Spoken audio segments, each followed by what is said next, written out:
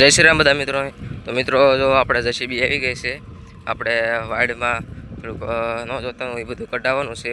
Wide કઢાવી નાખવાની all કરી હેઠે ને થોડાક ઝાડવા છે નાના નાના એ બધા કઢાવવાના છે, મોટા એ રહેવા દેવાના છે.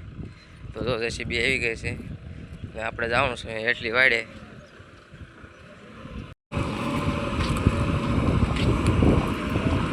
તો ફાઇનલી મિત્રો જો એટલી આપણે વાડે પૂગી ગયા છે. તો આવડી આ વાઇટ કઢાવવાની છે. તો આ બધું ઝાડવા છે ને આ બધું ગોળ ને એવું બધું આ અણી છે ને એવું બધું આજુ કઢાવવાનું છે. જેસીબી જો એનું કામ ચાલુ કરે છે. તો ફાઇનલી મિત્રો જો જેસીબી એનું કામ ચાલુ કરી દીધું છે. આપણે એ બાજુ જવા એવું છે ને, કારણ કે એ બાજુ મધ ઉડ્યું છે, અંદર મધ બેઠું હોય એ ઉડ્યું છે એટલે કવડી ન જાય એટલે એમ કરે આપણે જવા જેવું છે નહીં. એટલે આપણે આગેથી ઉતારશું. હમણાં મધ વ્યૂ જાય એટલે તે જઈશું.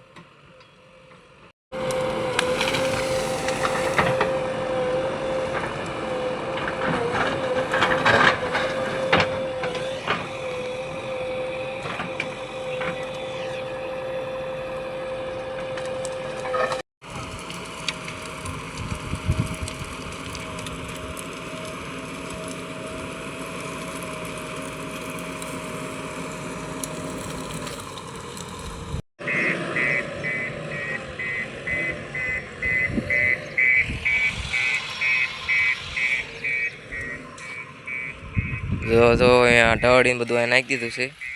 પછી ઓલા પર હરગવાનું એવું છે એ કાઢવાનું છે. તો અહીંયા જો બે ટ્રેક્ટર આવી ગયા છે. આ બે ટ્રેક્ટર આપણે બીજાના છે. એ બે ટ્રેક્ટરથી આપણે જો ગાળ કૂવાનો છે એ બધું કૂવાનું ગાળ ભરી ગયું એટલે આ પાળે આપણે જે સાફ કર્યું ને અહીંયા આ બધો ગાળ આપણો આ કૂવાનો રહ્યો એ બધો અહીંયા નાખવાનો છે.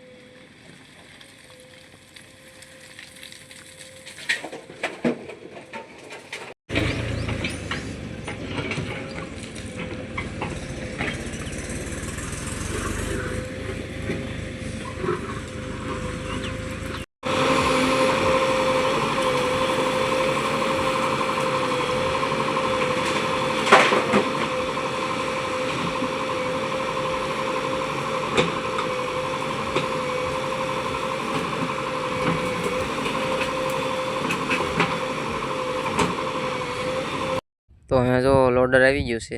લોડરથી જો કૂવાનો ગાળ બધો અહીંયા ઠેલ્યો હતો પાળા પાસે.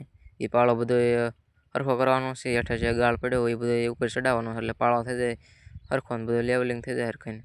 ને આપણે એ કૂવાનો ગાળ હેઠળ નડે ને મોટા પાણા રહે એ બધા ઉપર પાળા ઉપર ચડી જાય એટલે પાળો થઈ જાય મસ્ત.